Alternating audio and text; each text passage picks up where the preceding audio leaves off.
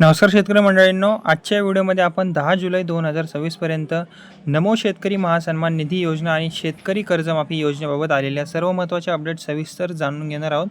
त्यामुळे व्हिडिओ तुम्ही शेवटपर्यंत नक्की पहा. ओके, आता जी पहिली अपडेट आलेली आहे त्याबद्दल सांगायचं झालं तर राज्यातील जवळपास 90 लाख शेतकरी सध्या नमो शेतकरी महासन्मान निधी योजनेच्या 9व्या हप्त्याची वाट पाहत आहेत आणि या योजनेअंतर्गत पात्र शेतकऱ्यांना दरवर्षी राज्य सरकारकडून 6,000 रुपये दिले जातात आणि ही जी रक्कम आहे ती प्रत्येकी 2,000 रुपयांच्या 3 हप्त्यांमध्ये शेतकऱ्यांच्या खात्यात जमा केली जाते. याशिवाय केंद्र सरकारच्या PM किसान सन्मान निधी योजनेतील 6,000 रुपये देखील मिळतात. त्यामुळे पात्र शेतकऱ्यांना वर्षभरात एकूण 12,000 रुपयांचा लाभ मिळू शकतो. ओके, आणि तो मिळतच आहे. ओके, आता जी महत्त्वाची अपडेट आहे या योजनेविषयी ती म्हणजे की यावेळी नमो शेतकरी योजनेचा 9वा हप्ता जो आहे तो अपेक्षेपेक्षा उशिरा येण्याची शक्यता व्यक्त केली जात आहे. कारण की यामागील जे मुख्य कारण आहे ते आहे की राज्य सरकारकडे सध्या या योजनेसाठी आवश्यक निधी उपलब्ध नसल्याची माहिती आता समोर येत आहे. सरकारकडून निधीची व्यवस्था पूर्ण झाल्यानंतरच पुढील हप्ता जो आहे तो शेतकऱ्यांच्या खात्यात जमा केला जाणार असल्याचे सांगितले सुद्धा जात आहे. ओके, आता जी नंतरची अपडेट आहे त्याविषयी सांगायचं झालं तर PM किसान योजनेचा 23वा हप्ता 20 जून 2026 रोजी देशभरातील पात्र शेतकऱ्यांच्या खात्यात जमा करण्यात आलेला आहे. ओके, परंतु त्यानंतरही नमो शेतकरी योजनेचा 9वा जो हप्ता आहे तो अद्याप जमा झालेला नाही आहे. यापूर्वी 8वा जो हप्ता होता तो 16 मार्च 2026 रोजी शेतकऱ्यांच्या खात्यात जमा करण्यात आला होता.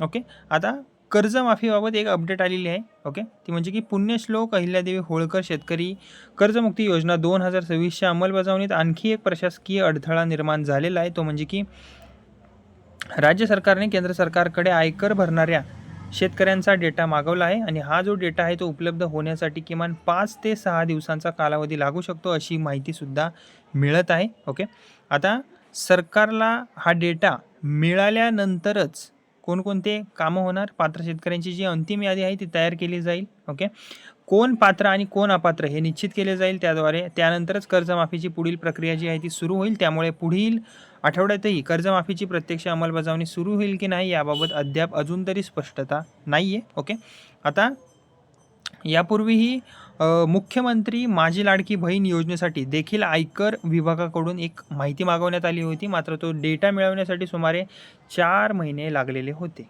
ओके, त्यामुळे यावेळीही शेतकऱ्यांमध्ये काहीशी चिंता व्यक्त केली जात आहे. ओके, आता दरम्यान सरकारने कर्जमाफीच्या निधीचे जे वितरण आहे ते जलद करण्यासाठी बँक ऑफ महाराष्ट्रामध्ये पूल बँक अकाउंट सुरू करण्यास मान्यतासुद्धा दिलेली आहे आणि या खात्याच्या माध्यमातून शासनाकडून निधी जो आहे तो जमा केला जाईल आणि त्यानंतर 24 तासांच्या आत पात्र शेतकऱ्यांच्या कर्ज खात्यात थेट रक्कम जमा करण्याची व्यवस्था आहे ती करण्यात आलेली आहे. यामुळे निधी वितरण काय होणार, अधिक पारदर्शक आणि जलद होण्याची अपेक्षा आहे याद्वारे. ओके, तसेच आता सूत्रांकडून मिळालेल्या माहितीनुसार आयकर भरणाऱ्या शेतकऱ्यांना कर्जमाफीतून वगळण्याचा विचार सुरू असल्याचे संकेत मिळत आहेत. असा निर्णय झाला तर लाखो शेतकरी कर्जमाफीपासून वंचित राहू शकतात. मात्र याबाबत शासनाकडून अंतिम निर्णय किंवा अधिकृत घोषणा अद्याप अजून तरी आलेली नाही आहे. ओके, तसेच आता कर्जमाफी आणि काही शेतकरी योजनांमध्ये 1 फेब्रुवारी 2019 पूर्वी जमीन खरेदी केलेले किंवा वारशाने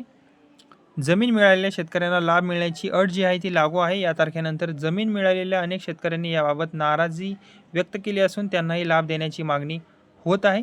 सध्या राज्यातील लाखो शेतकरी नमो शेतकरी योजनेच्या 9व्या हप्त्याची आणि कर्जमाफी योजनेच्या प्रत्यक्ष अंमलबजावणीची प्रतीक्षा करत आहेत.